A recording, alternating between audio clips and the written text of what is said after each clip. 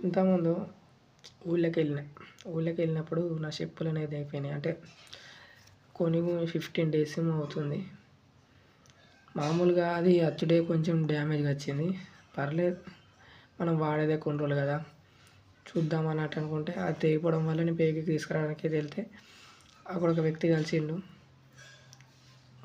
పేరుకి పెడతాను ఇంకో కొత్త జత కొనుక్కుంటే కదా అన్నాడు. ఇప్పుడు డబ్బులు లేవే కొంచెం అడ్జస్ట్ కావాలి అది ఇది అని చెప్పిన. ఒక మాట అయితే అన్నాడు. ఇప్పుడే గిట్లా బతుకుతానంటే రేపు పెళ్ళి చేసుకొని పిల్లని ఏం పోషిస్తాడో ఎట్లా ఉంచుతాడో అని అన్నాడు. కొందరు తీసుకుంటారు, కొందరు తీసుకోరు.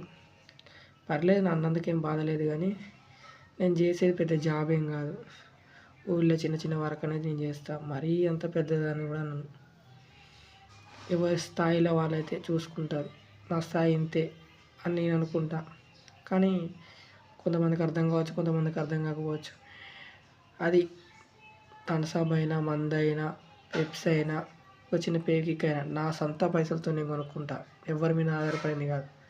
మనకు గుట్కా అలవాటు లేదు, సిగరెట్ అలవాటు లేదు. ఒకవేళ ఉన్నా కానీ నా సొంత పైసలతో కొనుక్కుంటా. ఎవరితో నాకు సంబంధం లేదు. అలాంటి నన్ను ఇలా అన్నాడంటే పర్లేదు చూద్దాం మా టైం వచ్చేంత వరకు వెయిట్ చేస్తా. మరీ అంత చదువుకోలేదు. అంత మరీ చదువు అంత ఎక్కలే బుర్రకు. చదువు ఎక్కేంటి మాత్రం వీళ్ళే. ఈ స్టేజ్ ఉండకపో కొంచెం బెటర్ కావచ్చు. చూద్దాం లైఫ్ ఎటు తీసుకుపోతే అటు వెళ్తా. కాకపోతే